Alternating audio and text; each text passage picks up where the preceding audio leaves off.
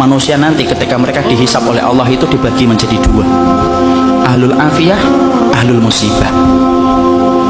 Ahlul afiyah itu siapa? Orang yang jarang diuji dengan sakit, orang yang jarang mendapatkan ujian dalam kehidupan, jarang mendapatkan kesempitan. Namanya apa? Ahlul afiyah. Ada yang kedua, ahlul musibah. Ahlul musibah itu siapa? Orang yang hidupnya banyak sakitnya, banyak ujiannya, kesempitannya, kesulitannya. Itu namanya ahlul musibah. Ya. Ketika mereka dihisab oleh Allah Subhanahu wa taala,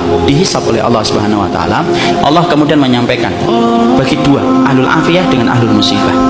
Kemudian Allah berfirman, "Uhsub."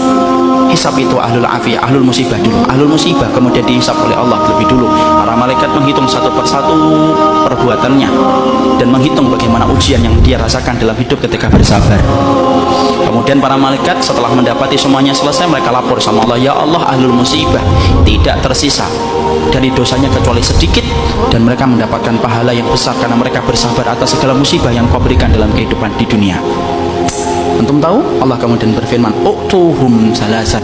Kasih mereka tiga perkara: khairan, mangzilah, dan afiyah. Khairan, beri mereka kebaikan. Kebaikan kalau di akhirat apa? Surga. Beri mereka yang kedua, mangzilah. Mangzilah itu apa? Tempat yang paling tinggi di surga. Tempat itu tidak bisa diperoleh dengan sholat, tempat itu tidak bisa diperoleh dengan sedekah, tempat itu tidak bisa diperoleh dengan haji dan umrah. Tempat itu hanya bisa diperoleh bagi orang yang mereka diuji oleh Allah dalam hidupnya dan dia bersabar. Dan yang ketiga, afiyah, kasih mereka kekuatan untuk menggantikan kekuatan yang aku ambil ketika aku menimpakan musibah kepada mereka.